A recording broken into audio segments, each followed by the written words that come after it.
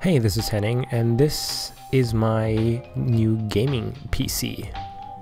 So as many of you might know, the next-gen consoles came out last year, and I was thinking about upgrading to a PlayStation 4, but instead, my brother and I threw some money together, about €1,000, and we built this PC.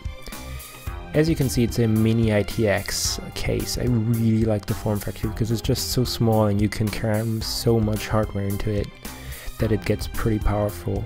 But let's start off with the case. It's an EVGA Hadron Air mini ITX case.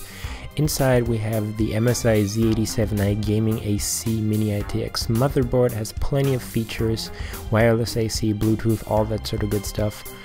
And for the processor we have the Core i5-4670K, which is cooled by an Alpenföhn. It's sort of a German brand, I think, cooler, CPU cooler that's working pretty good, and it's pretty quiet. For RAM we have 8GB of G.Skill 1866 MHz RAM. For the graphics card we have the MSI GTX 770 2GB card. It's pretty good so far. And for storage we have the 128GB Evo drive from Samsung. It's an SSD. And for mass storage we have a 1TB Western Digital Caviar Blue. The power supply is integrated into the case, which is a 500 watt 80+ gold certified power supply, which is doing its job fairly good, and the fan on the back is staying fairly quiet. But what does not stay quiet about this case are the top fans, which are in my opinion pretty loud, and I can't really seem to get them to set them below 50%, so I might be swapping them out for some Be Quiet PWM fans in the future. But since I'm gaming on headphones, so far it's not been a big deal to me. So how does it compare to a PlayStation 4? Well, it does perform quite well, especially compared to a PlayStation 4. You can run all the games at 1080p and above, and details are almost up to max. In some games you have to turn some anti-aliasing down, but other than that, textures and everything are set to the max on most games. I've played BioShock Infinite, Tomb Raider, and a fair amount of Counter-Strike so far on it, and besides Counter-Strike, those were, in my opinion, fairly demanding games, and it's been handling all of them pretty well. For the price of around €1,000, you would kind of expect that though. So what are the pros compared to a PlayStation 4? I mean, the PlayStation 4 is cheaper. Why would I go with a PC instead?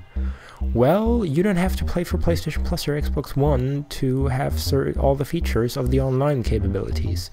So that's one thing. And then you have the games, which are most of the time cheaper than on the consoles, especially with the Steam Summer Sale coming up and that sort of stuff. And then also upgradability. In the future you can just swap out the graphics card, swap out the processor and that sort of stuff, and get more performance out of the computer. That's not really the case with the PlayStation 4 or the Xbox One for that matter. On the other hand though, what the PlayStation 4 and Xbox One do have an advantage is it's simple. It's a simple interface, it's controller friendly, and you have some exclusives that are not on the PC. For example, Drive Club and Infamous and Killzone and that sort of thing, and I'm sure there are going to be plenty of other exclusives down the line. But so far, I have to say I am pretty impressed with my computer, or with our computer so far, and I would highly recommend building a gaming PC instead of buying a new gaming console, especially because you can get a lot of performance for much less money than €1,000. It's just €1,000 was kind of what we wanted to spend on it. So anyway, that's my thoughts on the whole next-gen console versus PC discussion. Feel free to leave your comments down below with your opinion and stuff. Well, anyway, that's been it. I've been Henning, and thank you very much for watching, and have a nice day. Bye. You want more of that? Back off!